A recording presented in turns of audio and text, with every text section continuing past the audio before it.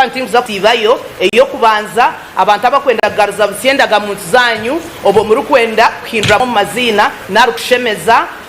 obuhereza bwaza kutandika erizooba so woine endanga muntu abanira kuri abe bashagizemu bakha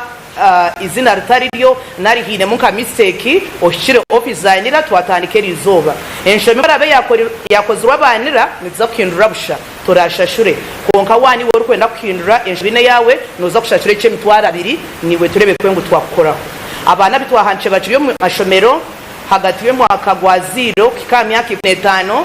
wayikize 16 obwire nibwobwe noijana ni namba yawe oshire office yanira niwe tukandikise obundo okatwendaga muntu yawe eyo kubanza okanyisabe rero mashomero kuriyo kugenda misho konko kushaba kwituno kumwe nutushabango abana mubahereze endanga muntu zanyu ezikwasa kubeyemerera nutushabango mbagambire ebe kubakwataho kandi obo kushaba kwabo obundo kukarabamu kukagendaje ekyamheru tutire wonke mpaka